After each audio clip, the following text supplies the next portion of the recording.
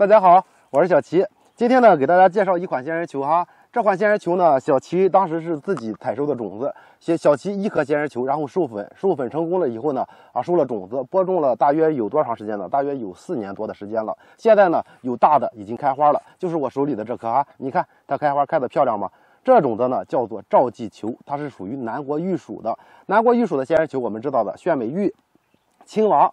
它们都是属于南国玉属的哈，它们开花非常的漂亮，花期是在春季到夏季，所以它们这个季节开花，开花的时候开的花比较大，如果球足够大，开花的时候整个球体上边全是花，根本看不到底下的仙人球，一次能够开出几十朵花来是没有问题的。而且呢，它单花花期比较长，如果您不去授粉的话，它单朵花能够持续开1周左右的时间。它呢花必须要在见光的前提下才能够完全的绽放，所以说要放到一个见光的地方。那么这个仙人球是怎么来的？小齐给大家说一下哈。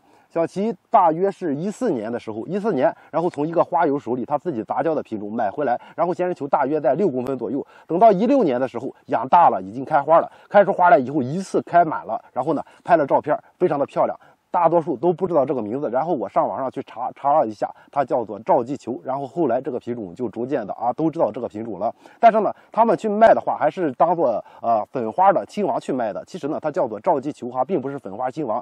这种的那个粉花亲王或者是粉花炫美玉的话，你听着名字是觉得它是普通的，其实呢它是属于一个比较特殊的品种。那么这种的。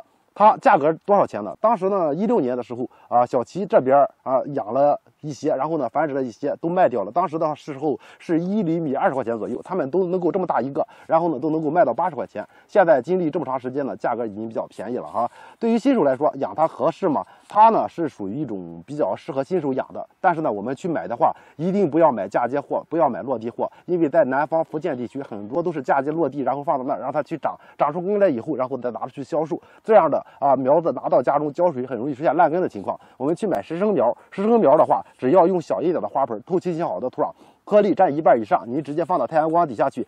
平常浇水的话，盆土彻底的干透，再去给它浇水。肥料的话不需要用太多，1个月或者是2个月给它用1次，用氮磷钾均衡的就能够正常的生长。等到春季来临之前温度逐渐的回升，能够达到10度左右的时候，最低温度，您就给它补充上磷钾肥，它接着就能够开花，一次就能够开满花，头部全是花哈。只要球超过6厘米，它就能够开花如果说你喜欢养开花漂亮的，而且又好养的，比较个性的话，那么您可以去选择一下它这就是一个比较独特的品种。小齐今天就给大家啰嗦这么多，如果觉得小齐说的还可以，别忘了给小齐点个赞，点关注再走。